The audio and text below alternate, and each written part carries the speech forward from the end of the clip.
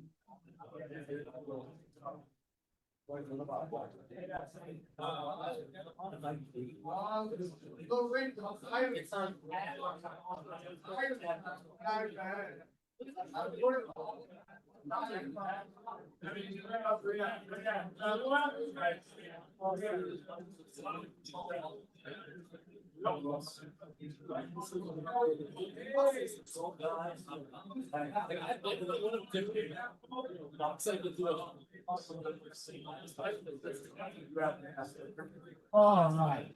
I am. It's on back to business here. You know who else is looking for a gig? Who's that? Jack. For Jack, I was helping Matthew out as a contractor. What? Stop. Stop. So he's not coming back? I don't know, like we're hiring for that role right now. Is that all the same thing? Kind of the same stuff he was doing, yeah. He's very helpful on the Yeah. software. He's a helpful guy. Just like very green. Super nice kid. He'd be a good person for you to if you ever needed someone to have edited and shoot shape. I do think if you're doing auxiliaries, especially for some of the more kind of newer social stuff and stuff. Yeah, I don't know what to talk to, but because you've done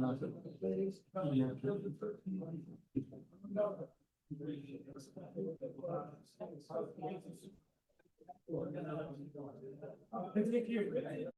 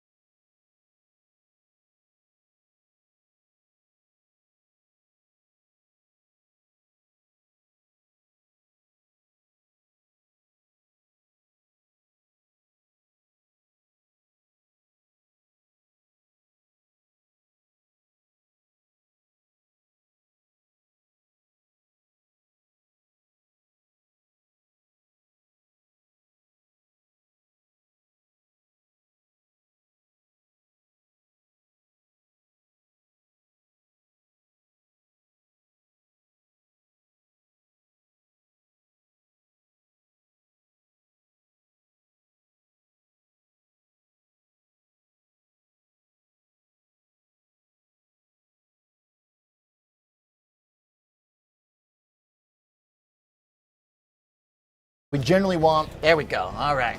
This is Matthew Gorgel, some behind the scenes here from Cboe. See, it's a group effort. Okay, here's the main thing I like about today is that we've got stocks rallying despite crude being flat. That's good because you don't really want crude to be down and stocks up a bunch because that would mean we're still attached to crude oil. We want to be unattached from crude. So I think that's a pretty good situation overall. The fact that you got the market firming up, you see the VIX, which has been generally, bid coming in a little bit. Here's the candle for VIX today, pretty red. Kind of 3 red candles in a row now. And that I think is encouraging, right? The fact that we're not blown out even further. Brent's going to join us here in a moment. SpotGamma looking at the volatility situation, the volatility landscape, but the simple line that I've had here generally has been working pretty well, unfortunately, for bulls. So we need to get back down to something in the low 20s and then maybe break through it to the downside. But in the meantime, the more important, I think, message is that tech is looking pretty good. Look at the NASDAQ popping here. SMH, again, semiconductors up 2.3%. That's a pretty good day. The S&P 500 is also holding the range that it needs to hold. S&P still sticking around that 6,800, able to keep that line. Look at the way we had candles back and forth, long wick yesterday with the bottom of that wick basically starting at 6,800. These lines are working pretty well. Also note that Bitcoin is bouncing too. BTC getting some love today, and Master Strategy also rallying.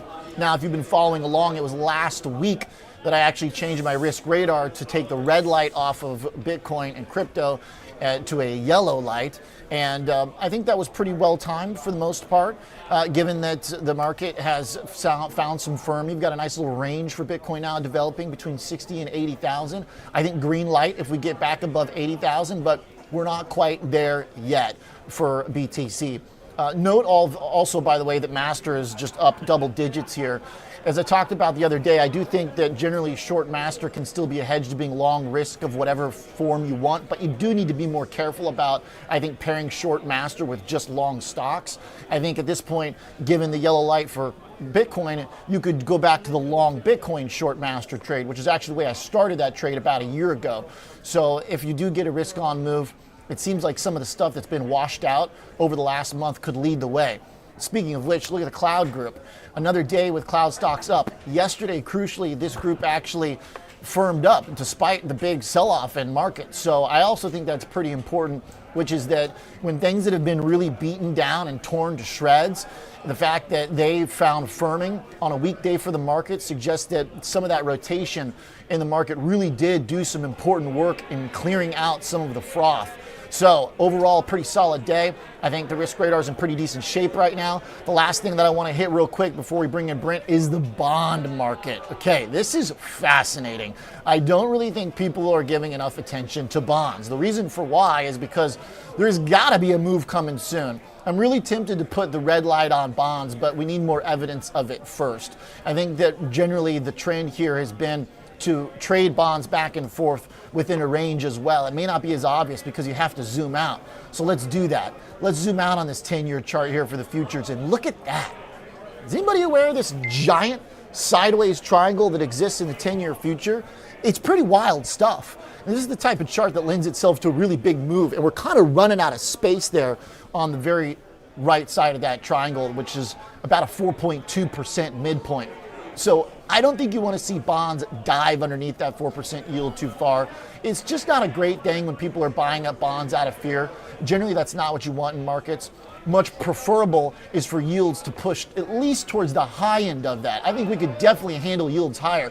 Be careful stretching the logic of crude oil and inflation too far for bond yields. Remember, generally, the thing that is most conducive to yields going higher is a firm and a strong economy. And look at the numbers that we got today. Let's hear it. For the ISM services at 56.1. That is pretty darn good stuff. Look at that figure right there.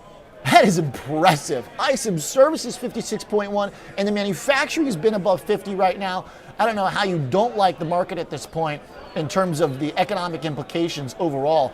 It seems pretty darn good to me. I got Mr. Brent Kochuba on the Zoom. What's up, Brent? What's up, Oliver? How you doing? Not bad. Market kind of resetting here. It seems like volatility, though, is still kind of in a weird place. I just don't know what to make of the VIX being so stubborn. I guess we still got to sort stuff out, but these 3 candles the last 3 days on the VIX are getting kind of interesting, Brent. It seems like we're having trouble keeping volatility at the heights, at the 23 plus range. Yeah, this is a market that wants to buy dips, wants to sell that vol, but you can't push vol all the way down when we have this global conflict, which doesn't seem to be getting worse, thankfully, but it's not resolved, right? And so I think that anytime you have the prospect of, say, nuclear armed confrontation or whatever it may be, you got to be careful of just going full bore into short volatility strategies, right? So I think we really need to see that risk clear before we see that VIX return to ideally where it should be, which would be something around the 15 level if you look at what realized vol in the S&P is doing. So VIX right now, we're looking at 20.7. If we get, the single stock volatility and dispersion charts, I've got Core 1M here right now. Correlation's coming in a little bit after spiking. If we combine these with the fact that cloud stocks have been firming up the last couple days, Brent, I wonder if there's a story to be told about some of those sector-specific or stock-specific volatilities maybe evening out somewhat. What's just, Oliver, and this is going to link to what I forwarded over to, was we looked at our data to the point of your chart there. Remember that AI article that went out that literally everybody, I had people who, I never even knew what a stock was, sending me that article saying, have you seen this? Right. And that literally at the moment has completely marked the bottom in this sector, which I think is fascinating. But why that matters to me for more in options land is that sector had extremely high volatility. We talked about that a lot, right? And that sector, as you mentioned before, was bid even though the market was down over the last couple of days, right? So it was a really fascinating diversion there where these stocks with the highest of vols were getting bid while the S&P seemed to be falling off and VIX is going up. Well, what is that? That is in theory, or in many ways, the dispersion trade in and of itself. And if you look at some of the data here that's really fascinating, what we see is that the buy side seems to be long SPX puts and they are short single stock puts. And that shows up in our proprietary data. We call this the SGOI, and we see that in size. And so while you see this negative gamma to the downside in the SPX and we get these kind of jump moves to the downside, those moves all seem to mean revert, right? Well, why is that? It's because if you are long S&P puts, right, and that is negative dealer gamma, but the dealers have a ton of hedges off in the terms of being short single stock puts, well, that is in theory kind of neutralizes those gamma positions in a lot of ways. And so the end result is you kind of end up doing nothing, right? You kind of just have this mean reversion while we end up stuck back in the range that has prevailed. And so the war situation sort of broke through the box, the downside of this triangle we've been watching, right? We probed 6,700, but the mean reversion's been so strong here, and we just ripped right back to the levels where we were basically a couple of days ago. And the war situation hasn't really subsided. Oil still is at recent highs. Vol's maintaining its bid, but ultimately the price action is just bringing mean reversion. And I think you can point to this sort of dispersion trade and the hedging flow related to that as a driver of some of this mean reversion. Looking at today's trace, to your point, the kind of steady bid, we're not pushing too far past up 68.80. It does kind of look like maybe we get a little bit of resistance towards like the 6,900. But I do think, Brent, this is an important latest example of what you've told us many times, which is that generally the zero DTE kind of market maker driven supported flow is largely constructive. It's like you really got to have a major exogenous force to break that support for the market. And that's, a range-bound market is kind of a market maker's favorite. Yes, and on that point that we were making about dispersion, that red there on your chart is negative gamma, and this focuses on the SPX, right? And so when you look at that, that says, okay, we should have a lot of volatility, particularly if we break to the downside. Well, what offsets that in this case is a lot of single stock puts that are being sold by the buy side, right? NVIDIA, Apple, Tesla, software stocks, that stuff is getting consistent short puts that offset against this SPX negative gamma that you see there. Now, those things offset into the point of the zero DTE flow. The Iran situation, right? When you wake up in the morning, you check the news. If it's not getting worse, you assume it's not going to get worse from 9 to 4 p.m. right when the market closes. Overnight, you don't necessarily want that exposure while you're sleeping, but zero DTs don't have exposure right while you're sleeping. So you can go and play in that sandbox with relatively lower risk. And I think that's an important thing to mention. If you short a put that is 30 days out, you got a lot more to worry about over those next 30 days than someone with a time horizon of, say, 8 hours. Okay. Brent, let's go into that sandbox a little bit in some more detail. You brought a really interesting chart here that I want to pull up. This is SPX participants. Yes. Who owns SPX puts is the way you frame this. And I know you're on mobile, so but you know this by heart. For those that are following along, left-hand side shows SPX put open interest by participant, broker-dealers, pro-customer, firm, market maker, of course, being the biggest one here. And then on the right side, looking at put net open interest, customer versus market maker versus for a bunch of different companies. So there's a lot here. Take me through this. We do got a couple minutes, so explain to me why this matters. The big thing on the left is the market maker positioning in the SPX, right? And so what you see in that case is evidence that the market makers are long put options, and that's what you're seeing here. And you see that divergence, right? Long versus short, and there's a net number there. And so that net number is a bunch of longs, but there's more net short, where the customers, that sort of bottom bucket, is the opposite, right? They own more net puts. And it's relatively smaller, as you can see there. But the argument here is that the dealer community, the market maker community, has on some short S&P put exposure. Now, this chart doesn't break down the tenor of that or the various Greek exposures. It's just a net open interest number that's from our proprietary data. So this is showing that market makers short puts, right, in the SPX. And that makes sense if you think about, well, the put skew in the S&P is at highs. And so that would explain that a little bit, because if you're short puts and you don't want people to buy more puts, what do? You make those puts expensive. Now, that is offset on the right side against the single stock exposure. And so what I did on the right side is said, okay, what does this exposure look like in the single stock names as well as in the rest of the S&P? So you talk about the Mag 7s. I broke those out individually, and then everything else that's in the S&P. And I just summed up those put positions. And what you can see is it's the opposite. They're mostly of the they've got SPX. long positions on.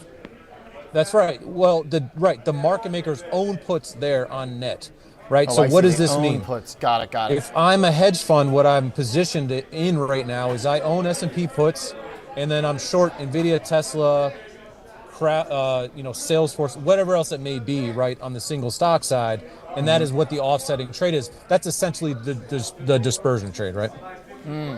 All right, so we're seeing how this has been the performance, because when we talk a lot about it, the dispersion trade, we're talking about performance, but we're also talking about volatility.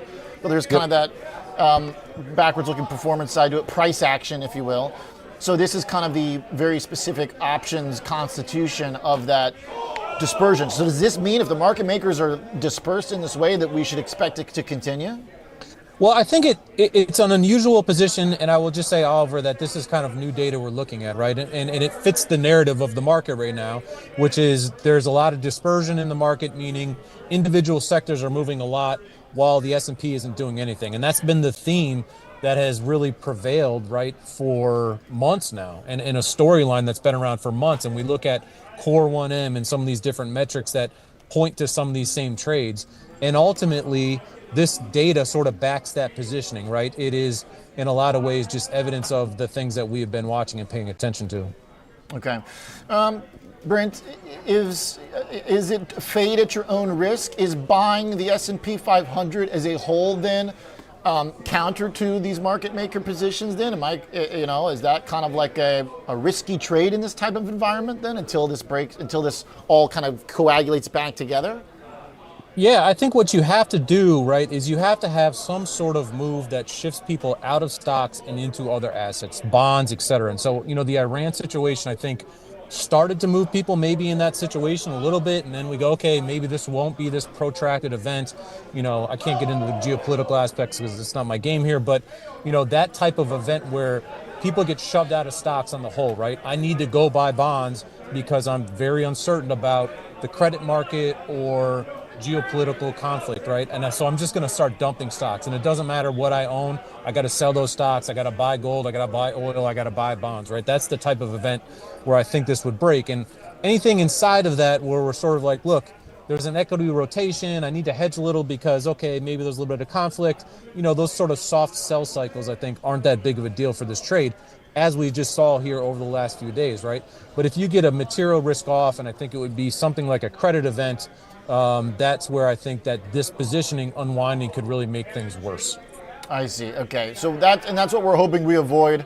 Obviously, unless of course you own the puts, you're looking for a credit event. Peter Cheer was commenting last night to me on X about that very thing. But generally, I mean, the bonds look fairly. I know that the MOVE index popped. You did get some volatility there, but price action wise, HYG has held in above lows for the last roughly since June last year. Okay, so you found some support in HYG. I mean, we're really trying to hold this thing up.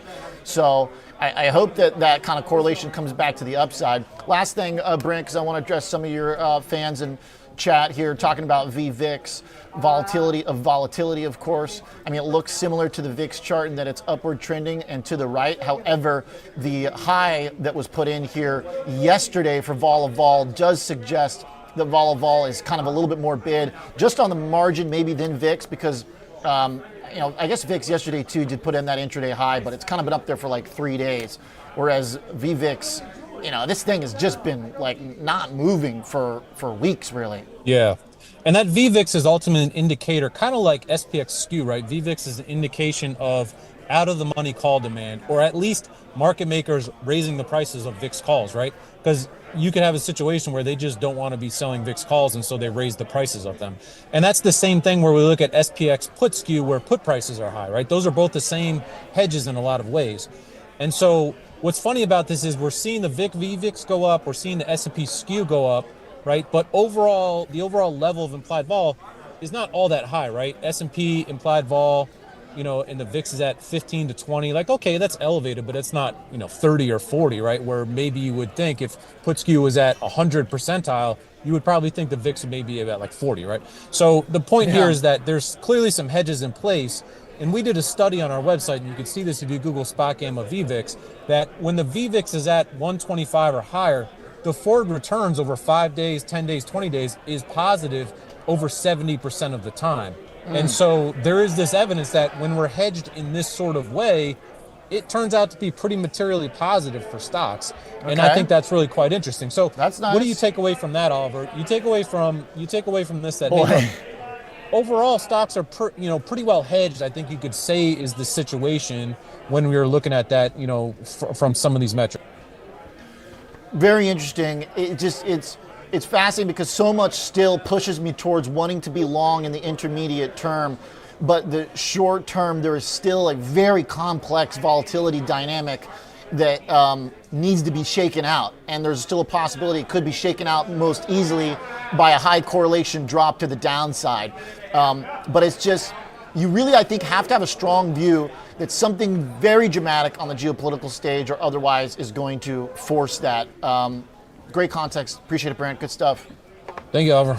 It's a tricky environment for sure. It definitely is. Volatility staying so bid for this long, volatility trending, and then volatility as well staying very bid. So absolutely is a fairly complex situation. Yeah. And Oliver, let me toss one last thing in there. I think of an effective strategy here is call overriding, right? You hold your spiders, you hold your S&P core equity position, and you just keep selling short-dated calls on these rips. And that strategy, every time we get into 6,900, we seem to sell off a good 1%, right? And then we bounce right back. So that covers a lot of that volatility, and I think it's just a very effective way. Keep that short-dated exposure. Just keep rolling those calls on a very short-dated basis because the premium is decent, and that strategy, I think, can pay off pretty well and bring in some income against a range-bound market. Nice. Love that. Take advantage of some skew in the market. Thanks, Brent Kochuba, SpotGamma, great stuff. Scan the code, get the flows report. I got Mr. Jon Najarian on deck, who I think is navigating this fascinating environment by looking at stock specifics. Let's go straight to him as the market is right now still showing a lot of green. S&P, though, having trouble getting to that 6880. Just can't quite push it through there. But we're working on it. I mean, we're trying. We're close. Mr. John from Market Rebellion on the line. What's up, John? I'm doing well, Ron. How are you feeling today, Oliver? We're trying to make sense of this. I feel like from the index position, to Brent's point, maybe it is just kind of, sell anything beyond the range for the S&P 500. But I know that you're watching some particular stocks. I do wonder if kind of the way you guys like to view things for stock-specific options flows is kind of a way to avoid having to figure out this great mystery in Pandora's box of the overall market. Yeah, I like, and I'm never a big fan of broad market ETFs. I'll trade them occasionally, but it's not our bread and butter. We like defining our bets on individual names or individual asset classes like Bitcoin, like gold, and I've got some examples. I mean, gold today, for instance, GLD, the ETF for gold, that's not like everything from healthcare to retail and all that kind of stuff. No, it's a very specific bet.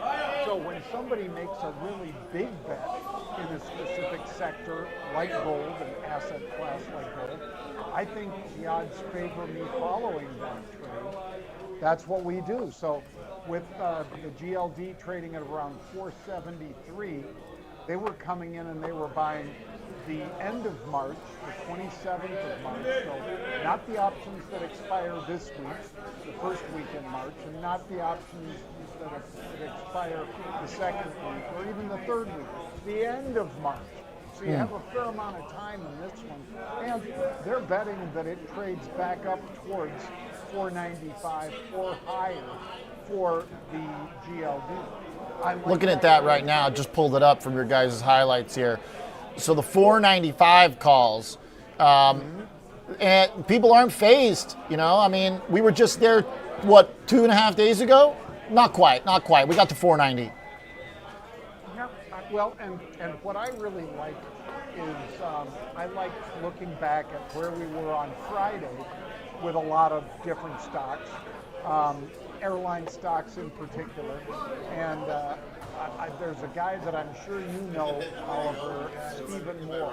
He writes for the Wall Street Journal, and he's on TV a lot. And he was saying, hey, what happened to the 80 or 100 point, or not 100 point, $100 jump that some people were saying we'd get if we ever attacked Iran? It didn't happen. We got 8%, for God's sake. So I think it's because, as the president said, we're pretty much ahead of our timeline. He thought it might take 4 weeks to do what basically Israel and the United States did in a day. I think the more that we've basically taken apart their defenses, and I do joke about saying, hey, they bought this stuff from Timu, for God's sake.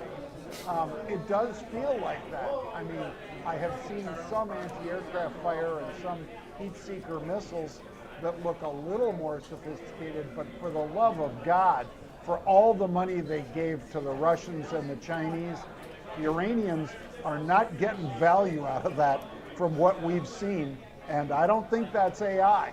I think we've pretty much decimated their command and control, and taken down their entire Navy, as well as that battleship or whatever it was that was running to the Indian Ocean to hide, and we took that one down with one of our submarines. We took out their only submarine and so forth. So I have a high degree of confidence in the effectiveness of the military and of the plan. And it certainly seems to be doing a great job as we speak, Oliver. And that's why you've seen the vol come down so dramatically, as well as the opportunities in the market get better and better every minute of the trading day.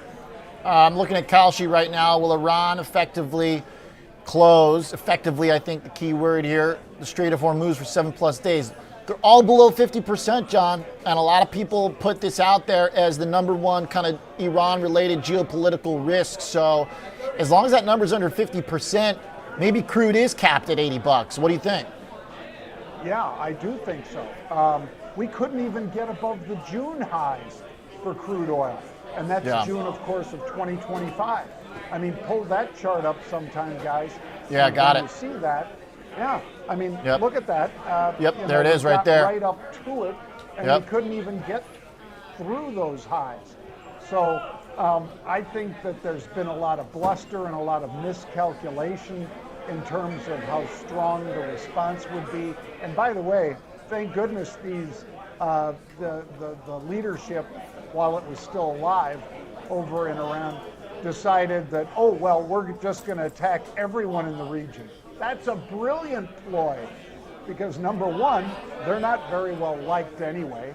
It's a different brand of the Muslim faith, and in many cases, the other countries that practice that don't really like the sort that the leaders. Right. Well, there was in also Iran- reports Saudis were on our side. So Yep. that's kind of been my view generally too. Is that if you don't, the whole kind of risk of the reason why I keep saying to fade this idea of World War III, is that one is it's a lot of I think people have been looking for this for so long, this conflict to emerge. But the other one is that the kind of triangle of bad guys, Russia and China, are sort of busy with their own things.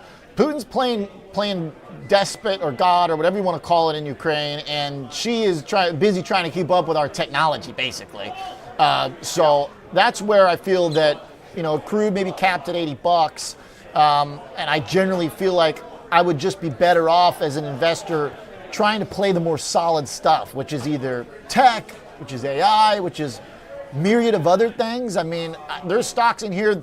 One of the things that popped up in yours I haven't even heard of is Dino ticker. I mean, Yep. there's so much stock-specific stuff here. Tell me about what's going on there, John.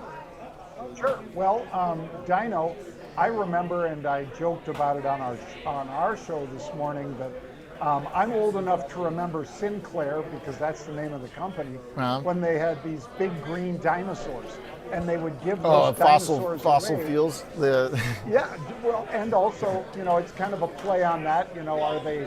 Yeah. Is oil a dead dinosaur anyway? From the Jurassic period and so forth, and/or the fact that a lot of the domestic production, and these guys are domestic, of course, is going to Texas-based. remain in high demand, and they have fairly safe ability to hold on to it, to put it into storage. By the way, there's about 90 million barrels at any given time on the sea right now. That's not a dino trade, but I'm just saying that's how much crude oil there is floating around. And when you consider that, I think the little bit of turbulence that we felt over from this pop in crude oil prices, and thus will feel it as far as gasoline and diesel, won't be long-lived. There's a lot of floating cargo out there that will be making its way to various refineries. It just won't be finding its way to China anymore, as we know that, their sanctioned oil purchases, Oliver. Think of this. It's not just a cutoff from Venezuela, not just a cutoff from Iran, but it's also they're going to have to pay in dollars, and they're going to have to pay a premium in order to get it. They were buying at a discount. So this has really hurt China right now at a time when, again, you and I have talked about 4D chess and the president before, but right now, really, could they wage war in Taiwan? I think you virtually neutered their ability to wage war in Taiwan for any period of time. Could they attack them? Sure they could. But if they chose to wage war there, that would be at the loss of how much humanity in China, because they'd have no energy to get food to market or anything else, because they have zero domestic energy supply. It's interesting. I mean, the constraints that ripple, again, it just feels like there's a lot of ways the US of A could come out on top here. By the way, the dollar, which gave back a little bit today, had a really good couple days too, which is kind of, I think, also something we're happy to see in a geopolitical event. Hey, John, the last trade on your list today, Pfizer, By the way, all bullish generally too. The chart for Pfizer is kind of interesting because it was actually having a great start to the year, put in higher highs, and then now it looks like maybe it's pulled back to some support to some extent. You see them buying calls there too? Yeah, we do. And, 8,000 calls. I know your viewers are among the most sophisticated, but 8,000 calls is 800,000 shares of stock. Right. I mean, just like that massive trade in GLD, that's 10 million shares of gold ETF, the GLD. So when we see any of these big sort of chunky purchases of, hundreds of millions of dollars worth of underlying, that's why we follow those. And to see Pfizer finally getting some love after, like you said, started off good and then came down somewhat dramatically, I like the idea of buying stocks when they do have that sell-off, and this is one of them. I see a little line there I could probably draw, maybe a little technical analysis here at 26.5 bucks. A lot of trading there, and I do love a volume profile. Let's maybe throw one up here real quick, Sure. just because I do kind of like when you see areas that come and go, and then you end up coming back to them. And there's a lot more trading at 26.5 bucks than there is, above it. And there's a lot of trading down at 25 as well. But it does kind of seem like this is a chunky little area, maybe to find some support in Pfizer. So I get behind that, especially a chart that on the year to date was looking pretty good. Because remember, a lot of people also were talking about rotation in healthcare, and that entire kind of sector dispersion trade. It was up in the first 2 months 11%. So not bad. I agree. And the fact that the VIX came back so quickly and so forth, it wasn't really supported up there at the highs. Yeah. The OVX as well, and natural gas even. And clearly Europe is cut off from a lot of natural gas for the time being, because the big LNG ships out of Qatar and so forth are not going through until the U.S. Is able to escort them. And but it seems more and more likely that the new regime, when it comes in Iran, is going to be a lot friendlier to the U.S. and our allies. Like it. Fade World War III. The theme of the convo, in and out. I feel like our intelligence and our military ability has gone exponential with so much else in AI that they can't keep up with us. USA. Thanks, John. Thank you. Be All right. well, Oliver. Dino for the energy play, Pfizer for the healthcare rotation coming back in, and gold as well for a tried and true chart trying to firm back up. Thanks, John. 3-minute Innovator buffer break. Then we got Chris Brecher, who's also looking at geopolitics. Remember, he was the one that put the Cuba trade. I mean, anything's possible. Maybe we're going there next.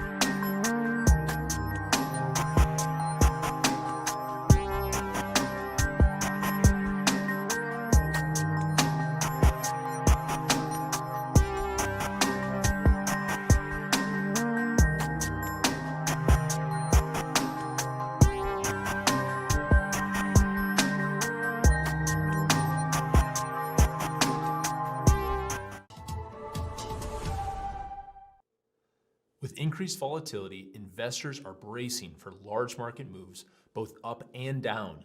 Will the market rebound 30%, or will we see a 30% drop? At the end of the day, uncertainty remains a constant. Innovator's floor ETFs are designed for volatile markets. They aim to position portfolios for market moves regardless of direction or magnitude. They are intended as a core equity solution, providing exposure to U.S. equities with built-in downside protection, seeking to deliver more than 70% of the upside and targeting a max loss of 8 to 12% annually. With specified levels of sought-after protection and upside participation, we believe the floor ETFs offer an evergreen strategy designed to allow investors to remain invested regardless of the market's direction.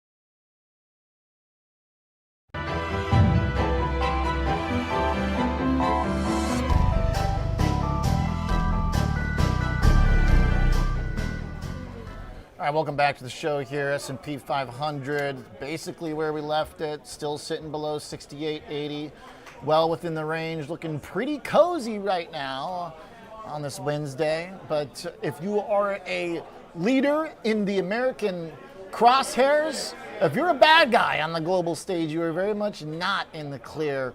From Venezuela's Maduro to Iran's Khamenei, perhaps Cuba could be next. Chris Brecher joins us on Zoom, TradingNest.tv.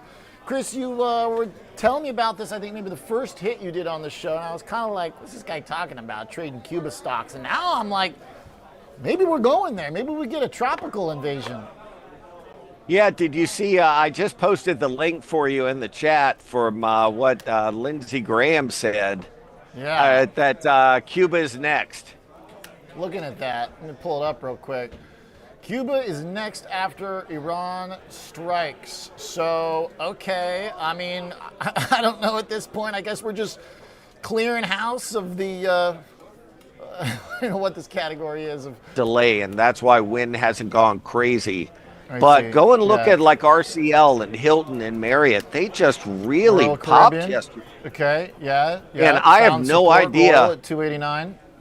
Yeah, I have no idea why RCL looked so great yesterday and so bad today. I still can't figure that out.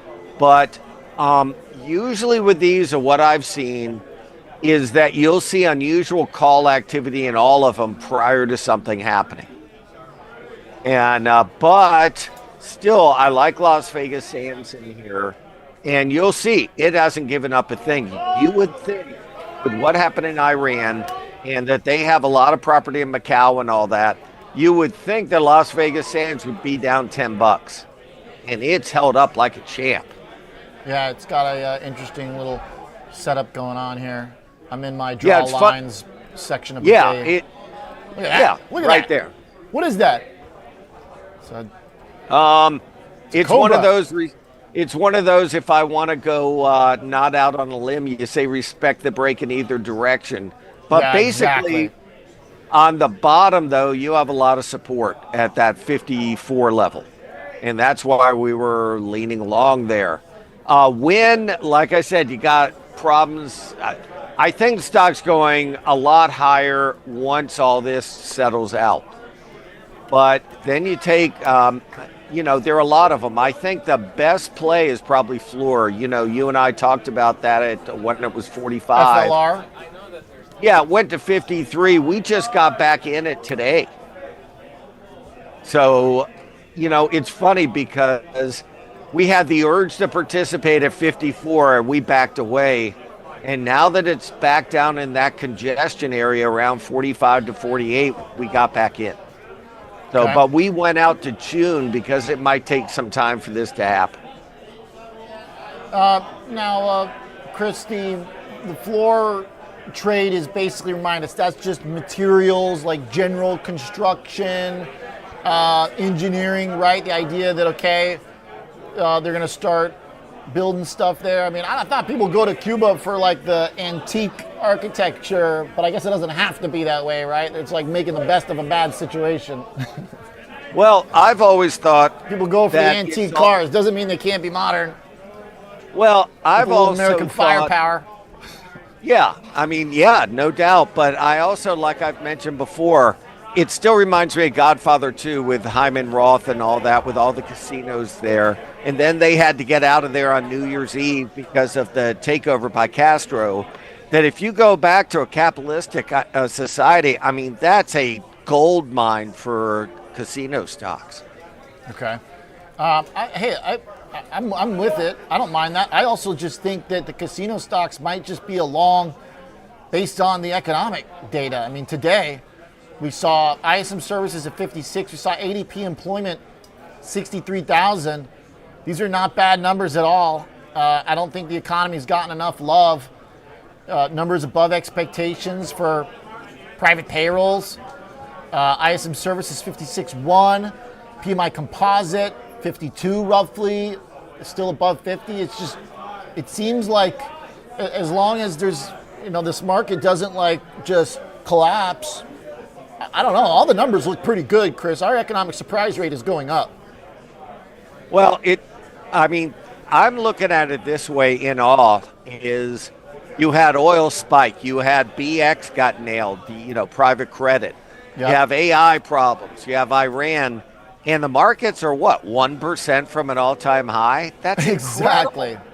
Yeah, and everybody talking about it's overpriced. Well, the markets are holding up fantastic for now. I mean, I'm just in awe. And then you see like Korea getting nailed yesterday, South Korea market, the Kospi. And it makes you think maybe they got out of that and into the U.S., that they're just rotating from one to another. That's a good point. I do like that point as well. All right, so we're thinking travel stocks, we're thinking cruise lines and hotels basically for the Cuba trade. Lindsey Graham giving some ammunition to it. Maybe I should choose a better word for that, but you've been on it. So nice eyes, Chris. Appreciate it. Thanks, man.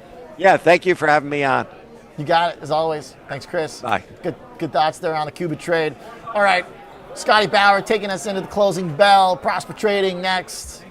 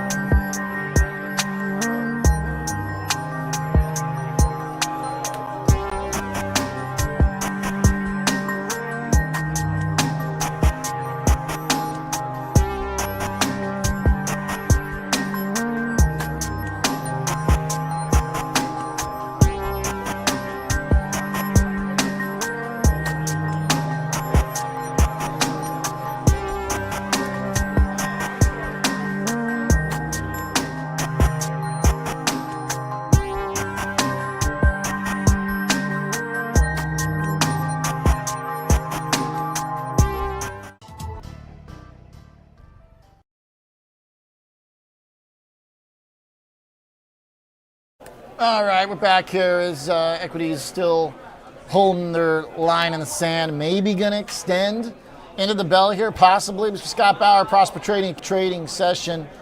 Right now, the market seems to be trying to maybe push a tad bit. Scotty, you might have froze there. You hear me? Okay, let's get him back in. We'll be right back.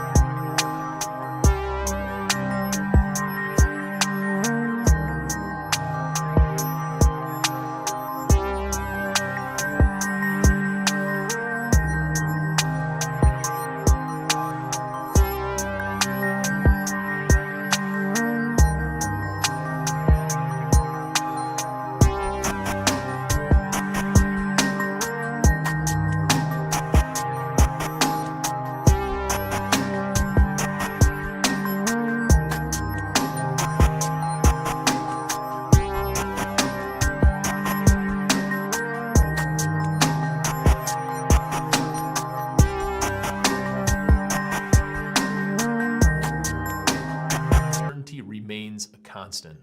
Innovator's floor ETFs are designed for volatile markets. They aim to position portfolios for market moves regardless of direction or magnitude. They are intended as a core equity solution, providing exposure to U.S. equities with built-in downside protection, seeking to deliver more than 70% of the upside and targeting a max loss of 8 to 12% annually. With specified levels of sought-after protection and upside participation, we believe the floor ETFs offer an evergreen strategy designed to allow investors to remain invested regardless of the market's direction.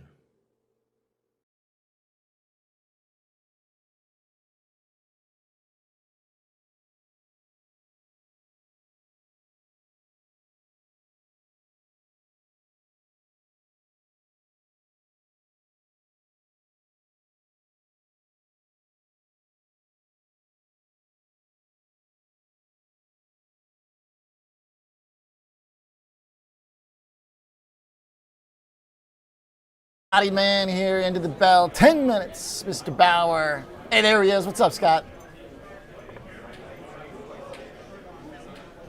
Can you hear me? Yeah, there he is. There he is. All right, there we go. It looked like we were going to make a push, but I don't know. We kind of faded back down. 53 points for S&P E-minis. We just got hit actually there. Yeah, a little bit. We'll see if there's some profit taking off of, the run today. And I'll tell you what I like about today's market activity, and not just that it's in the green, but it was not massive swings like we've seen over the last couple days. This was just kind of volume picking up through the day. Kind of, once we made that initial move earlier in the morning, it kind of just grinded a little bit higher. We didn't see this massive back and forth. That's a good thing for the marketplace. The market should be able to build on that. The range has been a pretty powerful holding. Yesterday we talked a little bit about the skewness in the market and the idea of risk reversals as a way to generate income kind of in the meantime as we wait. Give me the update on that here today, Scott, as volatility did come in a little bit. Yeah, vol came in a little bit. The skew is still pretty extreme. It has come down a little bit. The opportunity still is there to do those risk reversals, but it's not as appetizing for me or probably for some of the traders behind you there as it was yesterday, as it was Monday and last week. So we might start seeing a little unwind of that if the market continues to rally. The potential to rally here, Scott, do you like to play it through the index or stock specifics? We've kind of been going back and forth. It seems like the index trade is a very tough one unless you're doing kind of what you're describing, which is kind of trade the range that we've been in, try and collect some income, maybe do it with a covered long stock position, but then there's some specific companies that are kind of juicy still. Our bank trade we talked about fizzled a little bit here today, about on pace with the market. Yeah, absolutely. And you know, it's tough to be a stock picker, but I think there's enough out there right now, enough stocks and across many sectors, not just tech or AI or whatever it might be. Stocks that have gotten hit so badly over the last several weeks that I think there's some comfort in not just bottom picking, but starting to take some long positions there. I think it'd be really tough to just say, hey, I'm going to get long the market overall, and whether that's in DIA for the Dow or the SPY or the Qs, whatever it might be. I think right now you're almost better off looking at some individual stocks and going that route. Anything that stands out to you? Anything that my go-to has obviously been tech and semiconductors. Maybe not specific stock, but specific sector, which has been reliable. Chart still looks pretty good. No, absolutely. I mean, when I see, NVIDIA now kind of grinding its way back higher as well, that tells me, that gives me a little bit more comfort. So if I looked at the Microns of the world, Taiwan Semi was a perfect one yesterday. It got so close to major support yesterday. Didn't quite come all the way down. I had an alert set for about another $8 lower than where it was. It bounced really big from there. I still like the banks. I know the banks, kind of flattish today, but pick any one of these. I think Oklo could be a real interesting one after earnings today. Broadcom could be a real interesting one after earnings today. That one's really big on my radar. If Broadcom happens to really take a dive lower here, I think these are the kind of stocks that if you're going to look out 3, 6, 9 months out, I'm not necessarily saying for a trade. If you're going to look out, there's really good opportunity in a lot of these stocks to kind of start picking at it and build a portfolio. Scott, I like the idea of looking at some of these cloud-related tech names because they just took such a beating. Yeah. So Broadcom, one of them. And maybe even, an Oklo from, the perspective of the nukes, kind of being connected to the data center, the AI trade, a lot of stuff that people just sold hard over the last, 3 to 6 months, depending which one. Because the last couple of days, those groups that were doing the worst now seem to be holding in quite well. They really are. They really are. And I think that's a combination of maybe the tune shifting a little bit and bottom feeders coming in that just said, man, these RSIs were so oversold. Enough is enough here. Certainly I'm not the one to go in and just say buy stock. I will always trade options around it, whether it's by selling put spreads if I'm bullish, and I do that when volatility is really high, when premium is really high, or then, buying some call spreads otherwise. But I love taking advantage of what I've been doing a lot over the last week, 10 days or so, is selling some bullish iron condors. Okay. So I'm selling both a call spread and a put spread, but I've got a very bullish tilt to it, meaning my put spreads are pretty close to being at the money. My call spreads are out of the money, and I'm picking up a lot of premium. There's a lot of premium to be had right now, and there are positions where they're 100% risk defined. So if you do happen to get a blowout move in either direction, okay, you know what your risk is. But really what I'm doing is I'm taking direction, but I'm also picking a spot here where I'm able to collect a lot of premium, collect some nice credits up front. I'm looking at the chart for Broadcom into earnings volatility high enough for that strategy to work, selling the bullish iron condors? Absolutely. At this point, if you were to do it right now with 4 minutes left in the day, I'd probably look at sometime next week expiration, not just tomorrow. I don't like putting on iron condors with just 1 day to go. But if you go out, Broadcom's one that has strikes or has expirations, multiple next week. So you can kind of choose your day. I like that one a lot. Okay. Other ones we have on, I probably put it on a little bit too early today, but AppLovin made a huge move to the upside. Oh, yeah, today. That one got cooked as part of the cloud sell-off. Huge move to the upside today. So that's another one. There's various ones out there that, to me, that's the way to play the market right now, and you can still take direction with these iron condors, but I'm a firm believer in taking advantage of this expensive volatility when it's there. Yeah, I like that. I do think a stock like AppLovin fits right into the category that I am curious and interested in right now, which is cloud stocks that got beat up, thrown out with the AI bathwater, starting to firm up, high implied vols that give you some opportunity to generate income. And just to go back to the strategy, I just pulled it up here. I'm loving, by the way, the Google Gemini AI, because it can just be an educational tool for us at any point, right? So selling. Hey, who needs me, right? I'm just. I mean, kidding. hey, it's pair it up. That's what it's all about, right? There you go. Is figure out how it fits into what you're doing. Never hurts to have a cheat sheet in front of you while you're listening to the teacher. And your point here is income heavy, right? Sell the put spread, sell the call spread. Income heavy, but risk defined. Yeah. So again, you are protected 100% if there's a big blowout move in either direction. So you can base your allocation, your risk allocation appropriately. I would never trade otherwise. So that's the beauty with iron condors. And I sell them when volatility, when premium is really expensive, and you're able to take in a lot of extra credit. Okay, I like that. Yeah, and to your point, doing it as spreads. Final look here at the S&P minis. We're at 68.78. Yeah, definitely fading a little bit, but you know, we first got here at 9:30 a.m. I thought the data today looked pretty good, Scott. We tried to talk about it on the show. Didn't get enough love. ADP and ISM. We talked about that yesterday, how the data that's really come in has been pretty stable. It's been pretty encouraging for the economy.